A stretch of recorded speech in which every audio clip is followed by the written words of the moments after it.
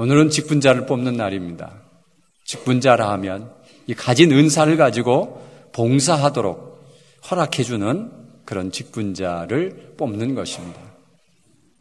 한 단계 올라가는 것이 아니라 더 낮아지는 자세로 봉사하라고 하나님께서 그 직분을 우리에게 허락해 주시는 것입니다. 잘못 생각하면 이것이 인기 투표처럼 되어버려가지고 되면 기분이 좋고 안 되면 기분이 나쁘는 이런 결과를 낳을 때가 너무 많이 있습니다. 정말 두렵고 떨림으로 내게 주신 사명을 어떻게 감당해야 할 것인가, 자신이 가지고 있는 진짜를 내가 사는 삶 과정 속에서 그대로 나타내려고 하는 그런 삶의 자세가 되어야 되는 거예요. 교회에서는 잘하는데 세상에서는 엉망이면 이것은 오히려 하나님의 이름을 망령되이 일컫는 일의 결과를 낳고 마는 것입니다.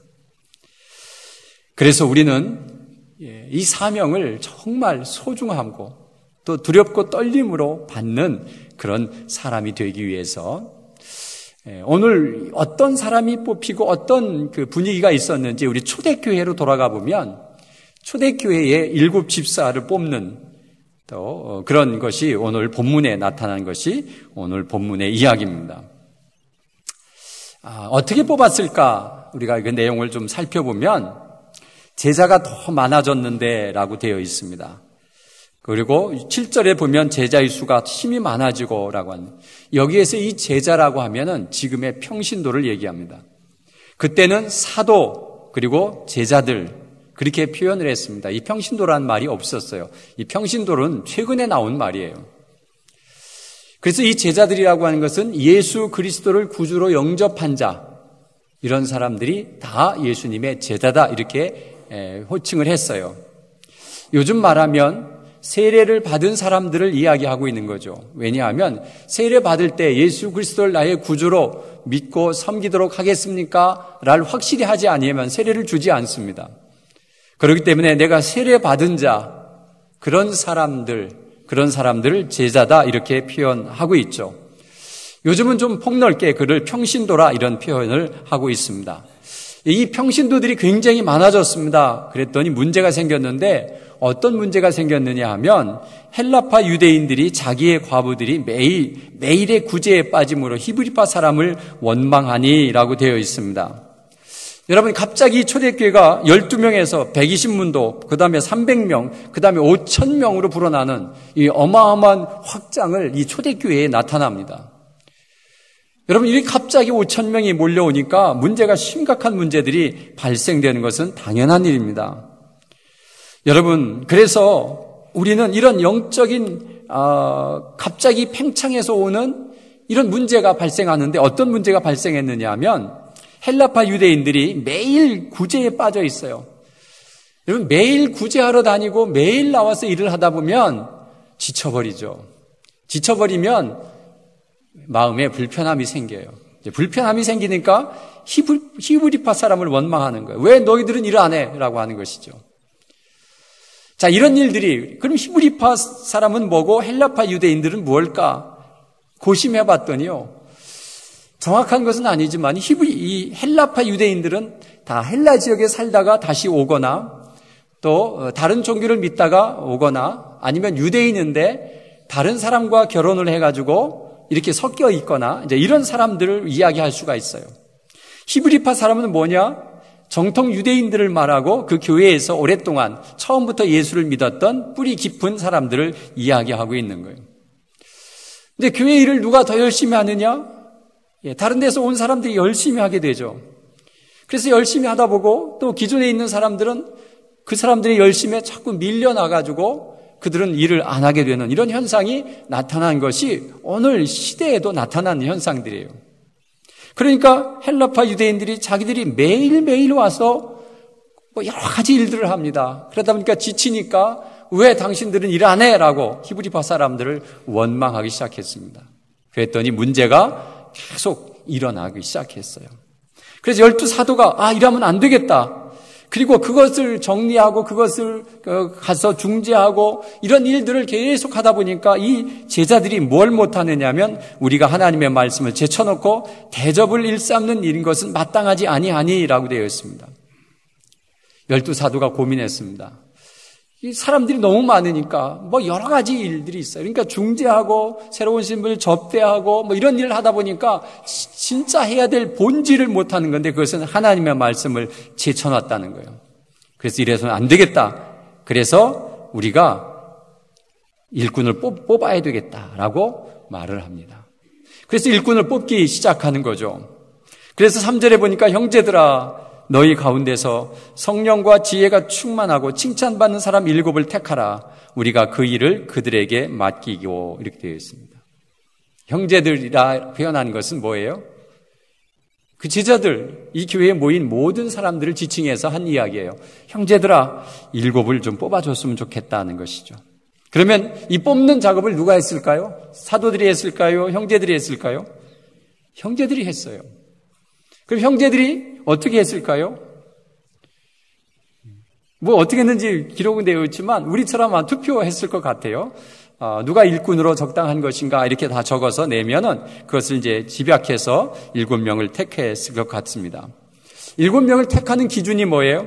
성령과 지혜가 충만하고 칭찬받는 사람이라고 했어요. 여기서 여러분 성령과 지혜가 충만하다라고 하는 것은 성령은 영적으로 살아가는 사람을 이야기해요. 성령이 충만하다고 하는 것은 늘 하나님과 함께하고 하나님이 내게 주시는 생각과 지혜와 은총을 가지고 살아가는 사람을 이야기하고 있어요. 또 지혜가 충만한 사람은 어떤 사람입니까? 이 지혜는 우리가 일상생활 속에서 살아갈 때에 필요한 모든 상식과 모든 것들을 잘 이어져 가는 사람을 지혜로운 사람이다 이렇게 말하고 있습니다. 상식을 벗어나는 행동을 하는 사람들이 많이 있어요. 그런 사람들을 우리는 지혜롭다 말하지 않아요. 모든 사람이 봐도 참 괜찮은 사람이다. 참 자신의 일을 잘 감당하는 사람이다. 이렇게 여겨지는 사람이 지혜가 충만한 사람이에요. 그래서 믿음이 있고 우리의 삶의 방식 속에서 독특하지 않고 또 죄성에 빠지지 않는 그리고 이것을 잘 융화할 수 있는 지혜 있는 사람 또 칭찬받는 사람이라고 그랬어요. 칭찬받는 사람은 여기에서 교회에서 칭찬받는 사람뿐만 아니라 일반 사회에서도 칭찬받는 사람이라고 말해야 할 것입니다. 교회에서는 열심히 칭찬받는데 사회에 갔더니 손가락질 당해요. 그러면 이것은 교회의 덕이 되는 사람이 아니에요. 내가 손해보고 내가 좀 어려움을 당한다 하더라도 교회가 욕을 먹지 않도록 나는 일반 사회 속에서 최선의 노력을 다해야 돼요. 이것이 큰 문제를 일으킬 때가 한두 번이 아니에요. 교인이 무슨 사건이 터질 때마다 이 교회를 향해서 손가락질하는 수많은 사람들이 생겨나기 때문에 우리는 교회에서뿐만 아니라 일반 사회 속에서도 칭찬받는 사람으로 세움을 받아야 돼요. 교회에서는 정말 거룩하고 교회에서는 정말 칭찬받는 그런 사람인데 사회 속에서는 여러 가지 악한 일들을 다 자행하면서 살아가면 자기만 욕먹는 것이 아니라 하나님의 이름이 욕먹는다는 사실입니다. 자, 그런 사람을 뽑아달라고 7을 택하라. 그렇게 그 일을 그들에게 맡기고 그래서 사도들이 4절에 보니까 오로지 기도하는 일과 말씀 사역에 힘쓰리라 이렇게 되어 있습니다. 여러분, 무슨 문제가 생기면요, 이것을 바로 잡는 일은 본질로 돌아가는 거예요. 교회의 본질은 뭐냐? 기도하고 말씀을 먹고 가르치는 일이 교회의 본질이에요. 구제의 문제가 생겼어요. 구제가 나쁜 것이 아니에요. 너무 좋아요. 그런데 구제를 하다가 서로 다툼이 일어나는 거예요. 서로 원망하게 되는 거예요. 자, 이것은 뭐가 문제예요? 아직도 본질에 관한 중요한 문제가 생긴 거예요. 본질이 무엇인가를 찾아야 돼요. 왜 우리가 봉사하며 다퉈야 되지? 왜 이런 문제가 생겨야 되지? 우리가 하나님의 사람으로 아직도 거듭나지 못했구나라는 것을 깨닫고 우리 모두가 본질로 돌아가면 그 문제는 깨끗이 해결되는데 본질로 돌아가지 않는 것이 문제예요. 이 사도들은 교회가 부흥하면서 생기는 이 큰 문제에 대해서 우리가 하나님의 말씀 앞에 기도하고 말씀을 연구하고 말씀을 가르치는 일을 소홀히 하고 사람들의 비유를 맞추고 사람들에게 섬김을 하고 이런 일을 하다가 이런 문제가 생기는가라는 것을 깨닫고 이 사도들은 이제 우리가 본질로 돌아가자. 그럼 우리가 하던 일을 누구에게인가 맡겨야 되는데 그 일을 7 집사에게 맡기도록 그래서 뽑아달라고 형제들에게 부탁합니다. 온 무리가 이 말에 기뻐했어요. 맞습니다. 사도들은 정말 이 기도하고 말씀을 가르치고 말씀을 연구하는 일에 힘써야 됩니다. 그래서 우리가 그것을 뽑겠습니다. 그래가지고 뽑았습니다. 뽑힌 사람이 있는데 어떤 사람이 뽑혔느냐 하면 믿음과 성령이 충만한 사람이 뽑혔습니다. 그것이 5절의 말씀이죠. 이 뽑힌 사람의 성향을 말하는데 뽑아보니까 믿음이 충실한 사람 그리고 성령이 충만한 사람이 뽑혔어요. 그 중에 스데반이라는 사람이 뽑혔어요. 스데반은 대단한 영적인 사람입니다. 이 집사로서 아니면 교회에 충성된 종으로서 봉사하는 일에만 쓰인 것이 아니라 나가서 복음을 전하다가 그저 제일 먼저 순교를 당하는 그런 일들을 감당합니다. 순교자예요. 집사로서 사도들이 아무도 순교당하지 않는 이런 상황 속에서 나가서 복음을 자신이 가지고 있는 진짜를 가서 복음을 막 전하다가 유대인들에게 돌에 맞아서 죽는 그런 일들이 발생하는 그런 집사가 뽑혔다는 거예요. 또 한 사람은 누구냐? 빌립이라는 사람이에요. 빌립이라는 사람은 성경에 이디오피아의 넷이라는 사람을 쫓아가서 그를 전도해서 그가 예수 믿게 하는데 큰 역할을 하고 결국엔 그에게 세례까지 베푸는 그런 사람이에요. 그러니까 이 사람은 전도자예요. 집사를 뽑은 사람들이 다 봉사만 하고 구제만 하고 이런 일에만 쓰인 것이 아니라 자신이 가지고 있는 은사를 가지고 나타내는 일에 다 쓰임받았어요. 나머지 사람들은 어떻게 쓰임받았을까? 기록은 없어요. 브로고르와 니가노르와 디몬과 바메나와 그리고 니골라라고 하는 이런 사람들이 뽑혀서 그 시대에 그 많은 사람들을 관리하고 그 사람들을 섬기고 그 사람들을 위해서 열심히 봉사했던 7 사람들이 뽑혔는데 믿음과 성령이 충만한 사람이라고 그랬어요. 니골라라는 사람은 유대인에 입교했던 안디옥 사람이라는 표현이 있어요. 유대교에 입교했다? 그것도 안디옥 사람이면 여러분 이방인입니다. 예루살렘 사람이 아닙니다. 유대 사람도 아닙니다. 그런데 어떻게 유대교에 입교했을까? 그러니까 니골라라는 사람은 이런 몇 글자만 봐도 이 사람이 얼마나 하나님에 대해서 사모하고 열심히 쫓아다녔는지 그것을 알 수가 있어요. 어떻게 보면은 유대교는 이단과도 같은 지금에 보면 이단과도 같은 그런 곳에 입교했다가 다시 이런 하나님의 교회로 다시 옮겨오는 그런 일을만 그런 안디옥 사람, 헬라인, 이방인 사람이 니골라라고 하는 사람이 뽑혔어요. 이 뽑히는데 여러분 신분의 차이와 여러 가지 차이가 없어요. 그래서 하나님 앞에 얼마나 충성되고 얼마나 믿음을 가지고 열심히 섬김을 하고 있느냐라고 하는 것에 대해서 뽑힘을 받은 것을 볼 수가 있습니다. 그 7명을 사도들 앞에 세우니 사도들이 기도하고 그들에게 안수하는 안수식을 거행하게 됩니다. 지금은 이것을 임직식이라 말해서 목회자들이 우리 권사님, 안수집사님, 장로님들에게 안수하는 그런 안수식을 거행하게 됩니다. 놀라운 것은 7절의 말씀입니다. 7절의 말씀은 사도들이 이제 그런 모든 일과 또 여러 가지 모든 일들을 다 7 집사에게 맡기고 하나님의 말씀이 열심히 전했더니 하나님의 말씀이 점점 왕성하여 예루살렘에 있는 제자의 수가 심히 많아지고 허다한 제사장의 무리도 이 도에 복종하니라 되어 있습니다. 여러분, 점점 말씀이 왕성해질 때 교회에 부흥이 일어났어요.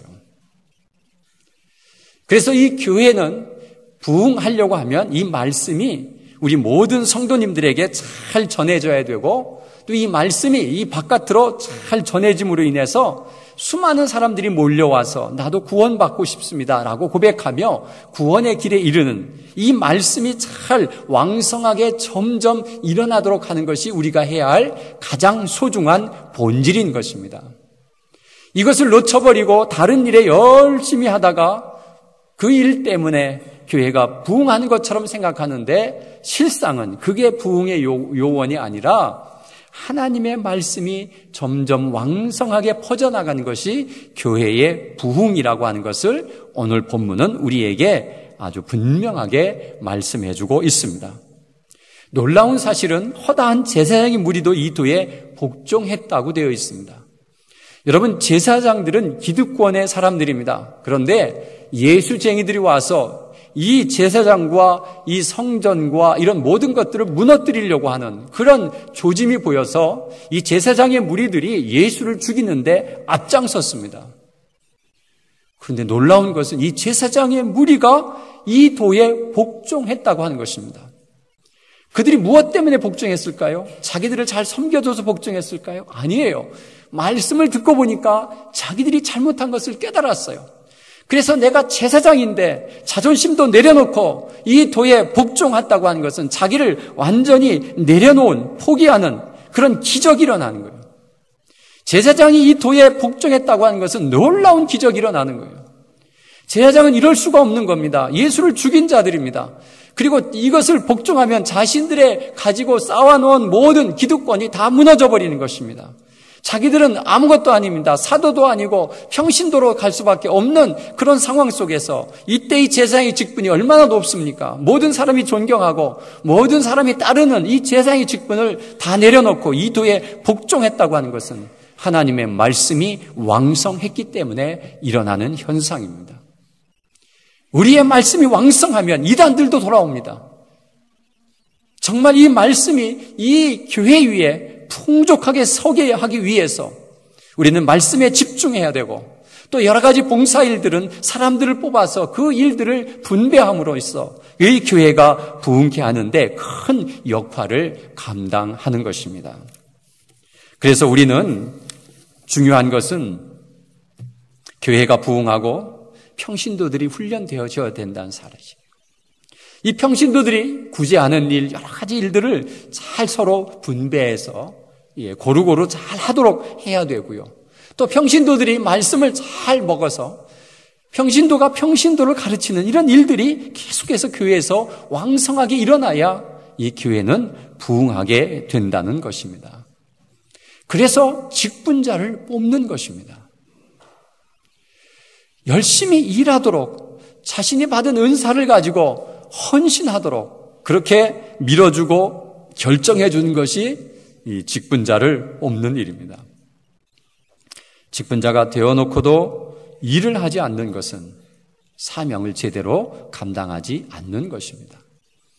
내 받은 달란트가 무엇인가? 내가 받은 은사가 무엇인가? 오늘 영상에 나온 사람들처럼 자신이 가지고 있는 은사를 가지고 어떻게 해서라도 하나님의 말씀을 전해보고 싶은 저 안타까웠고 애끓는 마음을 우리가 본받아야 됩니다. 교회에서뿐만 아니라 우리 직장에서 우리 삶 터전 속에서도 진짜 예수 그리스도가 나의 구주이며 나의 가장 소중한 분이며 이 분을 어떻게 하면 내가 가르치고 어떻게 하면 나타낼 것인가에 대해서 일을 하고 또 그렇게 하도록 결정 지어주는 것이 직분자로 뽑아주는 것입니다. 그래서 여러분, 이 직분자를 뽑는 것은 교회가 성장하는 데 있어서 필수 조건이며 또 우리가 직분자로 뽑힌다면 내가 어떻게 하나님 앞에 헌신할 것인가라는 것을 깊이 생각하며 순종하고 헌신해야 하는 것입니다. 일꾼이 뽑혔는데도 전 안 해요. 내가 할 수 없습니다. 라고 자꾸 빼는 것도 잘못입니다. 그리고 안 뽑혔다고 마음이 아파하고 괴로워하는 것도 문제가 있습니다. 또 우리가 보면서 누구는 뽑혔고 누구는 안 뽑혔고 이렇게 자꾸 말하는 것도 이 말하는 사람도 문제가 많습니다. 인기 투표가 절대 아닙니다. 하나님이 부르심에 순종하고 아직도 내가 부르심에 안 됐다면 더 열심히 하나님께서 일하라고 하는구나라고 하는. 왜냐하면 열심히 일하는 자들이 뽑히게 되어 있고 내가 주님을 위해서 헌신하겠습니다라고 다짐하는 사람이 뽑히게 되어 있는 거예요. 그래서 이것은 하나님의 은혜지 사람의 손길을 빌은 하나님의 방법입니다. 믿으십니까? 사람들이 뽑는다고 사람들에게 인기를 받는다고 생각하시면 큰 오산입니다. 자꾸 그렇게 생각하니까 한국교회에 문제가 많이 발생하고 이런 문제 때문에 많은 사람들이 교회를 떠나게 만드는 그런 일들이 얼마나 많은지 몰라요. 청주에 있는 한 교회도 장로님과 목사님이 대립이 되어가지고 자꾸 이단 시비에 걸고 그래가지고 150명의 교인이 갑자기 다 떠나가서 50명이 남았어요. 이거 누가 책임져야 돼요? 여러분, 우리는 이런 마음의 자세가 있으면 안 돼요. 정말 하나님께서 어떻게 하면 이 교회를 부흥케 하고 어떻게 하면 말씀을 한 명이라도 더 전해서 그가 하나님 앞으로 순종하게 만들어야 되는가, 이런 마음의 자세를 가지고 임직에 임할 때에 하나님께서 그 임직자를 잘 훈련해서 하나님의 사람으로 세워놓고 이 7 집사들처럼 정말 열심히 자기 받은 은사를 향해서 힘차게 뛰어가는, 표대를 향해서 달려가는 멋진 신앙의 용사로 부름받는 우리 모두가 되시기를 간절히 바랍니다.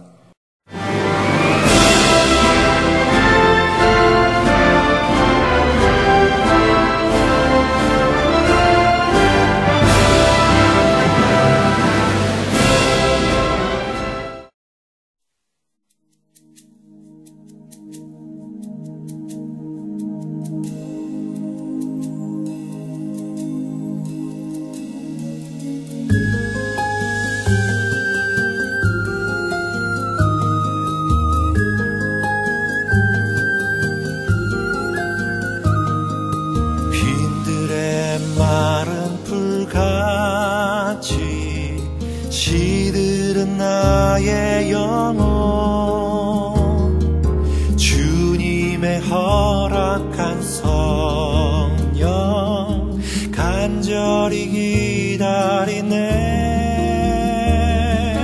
가물어 메마른 땅에 단비를 내리시듯 성령의 단비를 새 생명 주옵소서.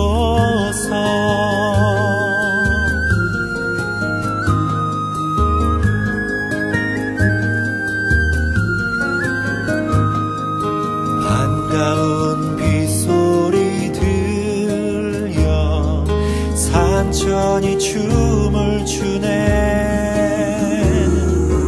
봄비로 내리는 성령 내게도 주옵소서.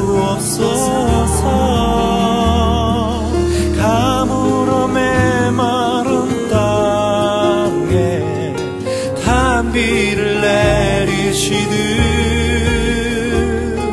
성령의 단비를 부어 새 생명 주옵소서.